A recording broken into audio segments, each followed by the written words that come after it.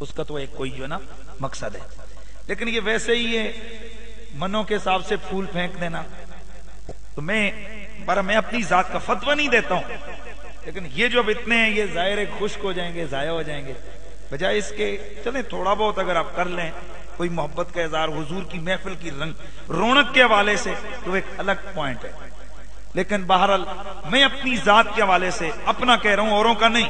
میں پسند نہیں کرتا کہ یار یہ اتنے زیادہ پھول ڈالے جائیں اور یہ ہو. میں کہتا ہوں اگر ادب اور محبت ہو تو دل میں ہو، بس یہ بھی بڑی بات ہے. کسی اور کا سوال؟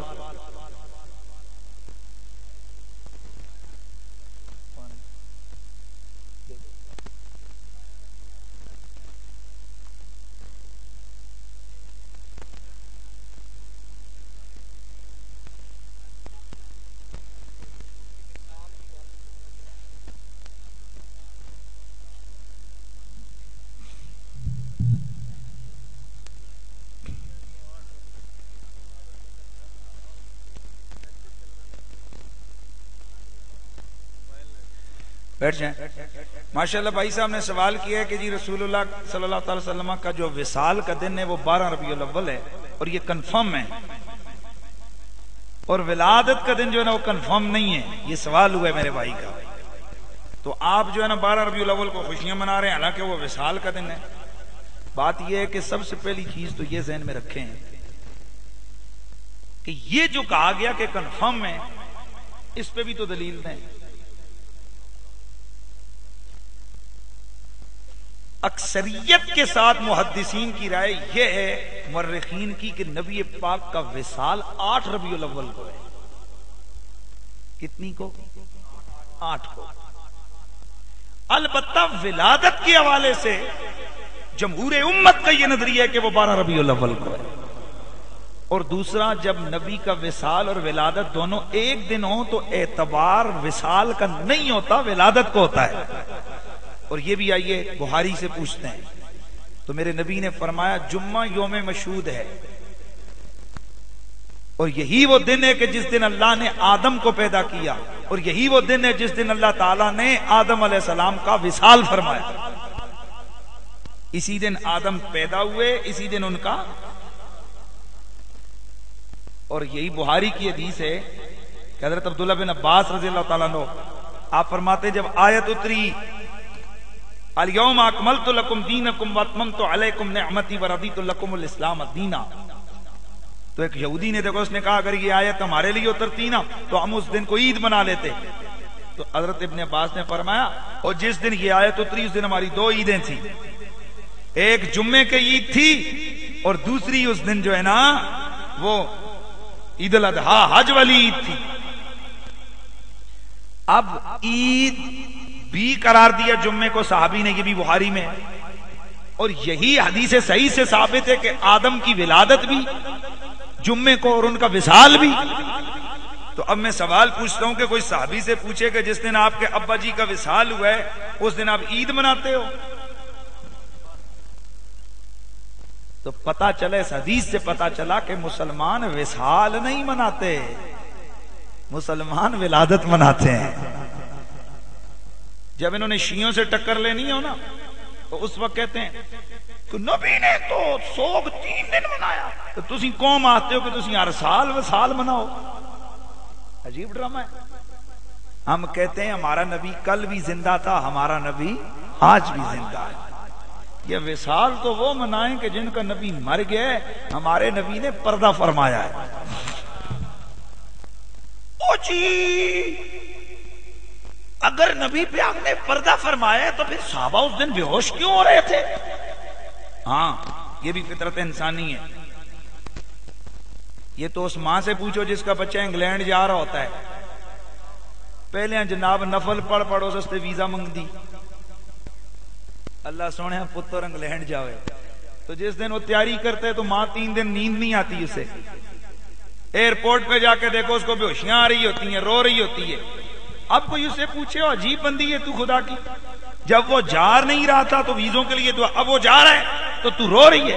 تو وہ کہتی ہے رونا اور وجہ سے ہے، دعائیں کرنا اور وجہ سے.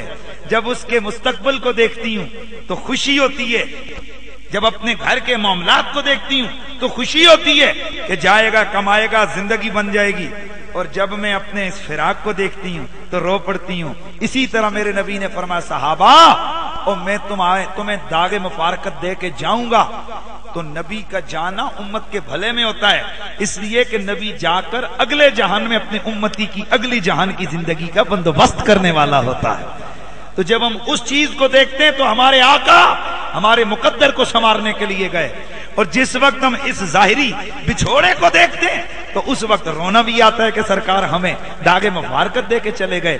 تو نبی کل بھی زندہ تھا، نبی آج بھی زندہ ہے، اس لیے اسلام میں خوشی منانے کا تصور تو ہے، جشن ولادت کا تصور تو ہے، یہ ماتم کرنے کا تصور نہیں ہے۔ نیکسٹ کسی اور صاحب کا سوال؟ او ہو دو ہو گئے بھائی۔ اللہ تعالیٰ میری اور آپ کی حاضری قبول فرمائے۔ تو مجھے کافی جو ہے نا دوستوں نے ایک فرمائش کی ہے، میں اس کو رد نہیں کر سکتا، تو چلیے میرے ساتھ مل کے پڑھیں گے تو تب سمجھتے آ گئی اسی طرح۔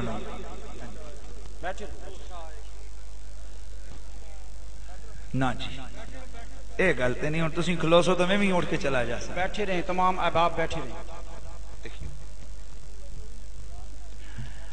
راجہ بابر اور لنگر دا بھی انتظام کیتا ہے جی ماشاءاللہ۔ تساں پتہ ہے کہ لنگر والے پاسے تے کام ہوندا ہی ہوندا ہے، اس لیے لنگر کا بھی بندوبست ہے، آپ وہ بھی کر کے جائیے۔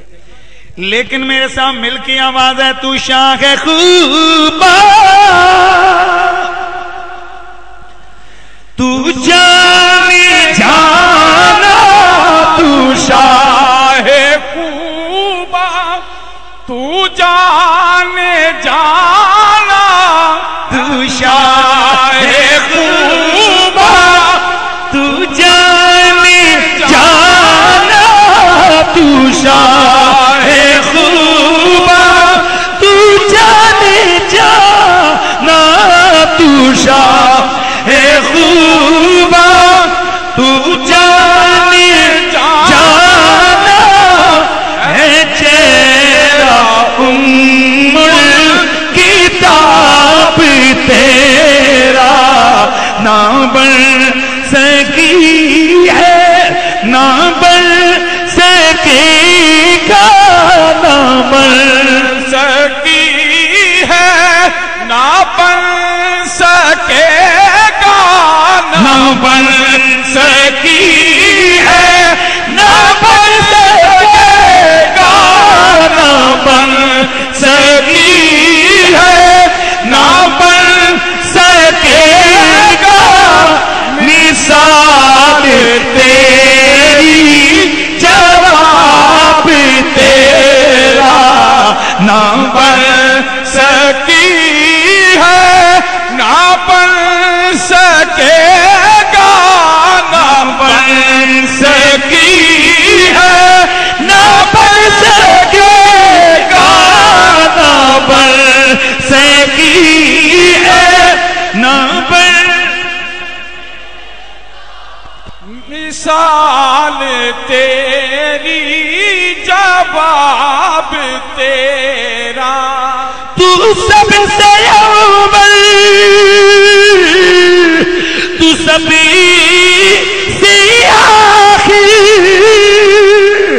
ملا ہے اس نے تمام تجھ کو، ملا ہے اس نے تمام تجھ کو، ہے عمر لاکھوں،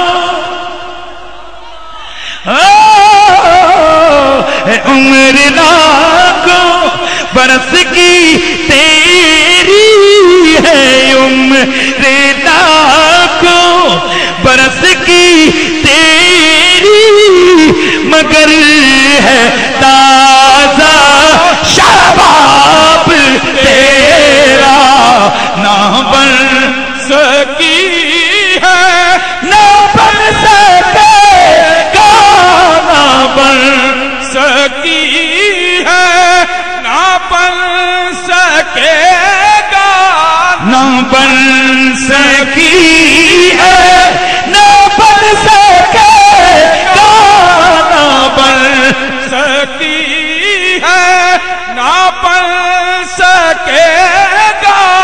مثال تیری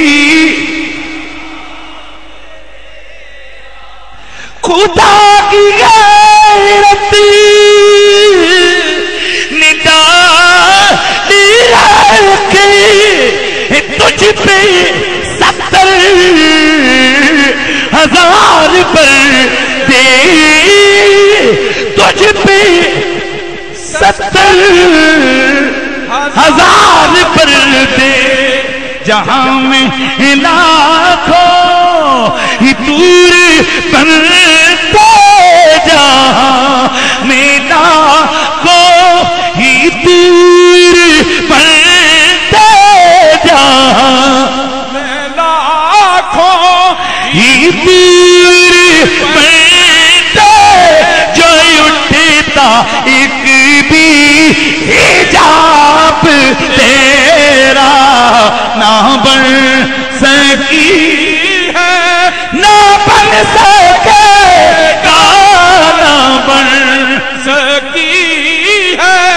نہ بن سکے گا نہ بن سکی ہے نہ بن سکے گا نہ بن سکی ہے نہ بن سکے گا مثال تیری. اور اس نعت کا جو میرا بڑا پیارا سا شعر جس کو میں بہت لائک کرتا ہوں وہ کیا ہے؟ نہ بوئے جنتی کی کوئی قیمت نہ مشک و عنبر کی کوئی حاجت نہ مشک و عنبر کی کوئی حاجت. ارے کس کو؟ جس کو ملا ہے جس نے ملا ہے جس کو ملا ہے جس نے ملا ہے پسینہ رش کے گلاب تیرا نہ بن سکی ہے نہ بن سکے گا نہ بن سکی ہے نہ بن سکے گا نہ بن سکی ہے نہ بن سکے گا نہ بن سکی ہے نہ بن سکے گا مثال تیری جواب تیرا. اور میں یہ نعت آخر میں سوچ پڑھ رہا ہوں کہ یہ خالد حسنین صاحب کی طرف سے. اچھا انہوں نے آنا تھا غالباً ہو جاتا ہے مسنگ ہو جاتی ہے کوئی ایسی بات نہیں ظاہر ہے انسان ہے نا تو کچھ نہ کچھ پرابلم ہو گئی ہوگی اس لیے ذرا میں نے کہا چلو آخر میں نعت بھی سنا دیتا ہوں اور میں پورے اس میں پیک میں جا کے پڑھ رہا ہوں. نہ بن سکی ہے نہ بن سکے گا مثال تیری جواب تیرا. تو مثال